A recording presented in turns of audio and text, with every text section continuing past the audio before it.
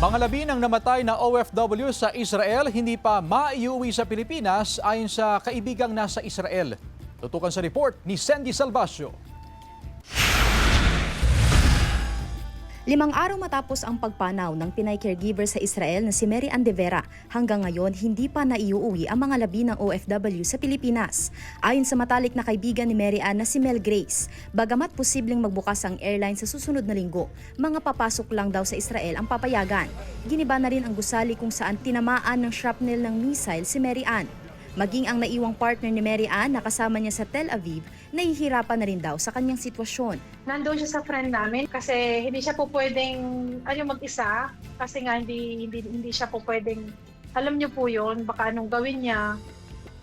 Kaya wala naman po siyang sinasabi, basta nag-aantay lang po kami ng pagbukas po ng airport. Patuloy ang ugnayan ng Philippine at Israeli government upang mapabilis ang pag-uwi sa mga labi ni Mary Ann. Ayon kay Mel Grace, ramdam pa rin ang mainit na tensyon sa Middle East. Habang nasa kalagitnaan ng interview, narinig ang tunog ng sirena na hudyat ng paparating na missile attack.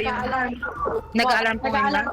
Habang patuloy ang girian sa Middle East, hindi rin tumitigil na nakikipag-ugnayan ang kapatid ni Mary Ann na nagtatrabaho rin sa Qatar. From time to time, nag-uusap kami, nagtatawagan kami, sinasabi niya, ate, ano na pong balita? Sabihan mo po ako ahead kung nag-open na po, kung maiuwi na po ang sister ko, tsaka si Bayaw, kasi gusto ko pong kahit man lang 2 to 3 days, mauna ako. Ayon kay Mel Grace, hindi siya titigil sa pagtulong sa pamilya ni Mary Ann hanggat hindi na iuuwi ang kanyang mga labi sa Pilipinas. She's a younger sister to me. Kasi lagi po siyang, ate, ano po yun, nadidepress ako, uupo kami, mag-uusap kami, hanggang alas 12 ng gabi, aabutan kami dyan sa park, nag-uusap kami. Sandy Salvacio, One North, Central Luzon.